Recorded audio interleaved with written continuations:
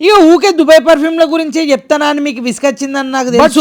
Change ఇయాలైతే ఒక Indian perfume house గురించి మాట్లాడుకోబోతున్నాం, అది కూడా బడ్జెట్ ఫ్రెండ్లీలనే కాక. ఈ కంపెనీ గురించి మీకు తెలిసే ఉంటది కాక, ద మ్యాన్ కంపెనీ అని ఉంటది. ఇవైతే ప్యాక్ ఆఫ్ 4 వస్తాయి కాక, అది కూడా ఒక్కొక్కటి వచ్చేసి 20 ml మీకు 4 వస్తాయి. దీని రేట్ కూడా ఆల్మోస్ట్ నాకు 500 లోపలనే వచ్చింది కాక. పర్ఫ్యూమ్ ల విషయానికి వస్తే ఫస్ట్ పర్ఫ్యూమ్ వచ్చేసి ఇంటెన్స్ కాక, ఇదైతే కొంచెం woody and winter type of fragrance. Number 2 కాక ఇది వచ్చేసి జాయ్, ఇదైతే నాకు కొంచెం రససి హవాస్ క్లోన్ లెక్క అనిపిస్తుంది. చూద్దాం, ఇదైతే బెస్ట్ ఫర్ సమ్మర్స్ కాక, చూద్దాం ఎట్లా పర్ఫార్మ్ చేస్తో తర్వాత. ఇదైతే జస్ట్ ఫస్ట్ ఇంప్రెషన్ కాక, ఒక 1 month అయినాక ఇన్ డెప్త్ రివ్యూ అయితే వేసి పెడతా. నెంబర్ 3 ఇది వచ్చేసి మస్క్ కాక, ఇదైతే నాకు కొంచెం ఎట్లా అనిపించింది అంటే, తులసిది ఒక లిక్విడ్ ఉంటది కాక, అది వాటర్ కలుపుకొని తాగుతాం కదా, సేమ్ అట్లానే అనిపించింది కాక స్మెల్ అయితే నాకు. మన లాస్ట్ పర్ఫ్యూమ్ కాక, అదే 4th పర్ఫ్యూమ్ వచ్చేసి సిట్రాన్ కాక, ఇక పేర్లనే తెలుస్తాను మీకు. ఇది వచ్చేసి సిట్రస్ బేస్ పర్ఫ్యూమ్ కాక, ఇక దీని స్మెల్ విషయానికి వచ్చి చిన్నప్పుడు ఎప్పుడన్నా మీరు పాపిన్స్ తిన్నారా కాక, అలా ఎల్లో కలర్ అదే లెమన్ ఫ్లేవర్ ఉంటుంది కదా, సేమ్ అట్లనే ఉంది డిట్టో. చిన్నప్పటి రోజులు గుర్తుకొచ్చినాయి దెబ్బకి. ఈ 4 పర్ఫ్యూమ్ లో నాకు మరి నచ్చినాయి కాక, ఒకటి జాయ్ ఉన్న, ఇంకొకటి వచ్చేసి సిట్రాన్ అయితే మస్తు అనిపించినాయి కాక. సిట్రాన్ ఉన్న జాయ్ అయితే మెయిన్ సమ్మర్ కాక, వింటర్ కావాలంటే ఇంటెన్స్ మస్క్ తీసుకోవచ్చు.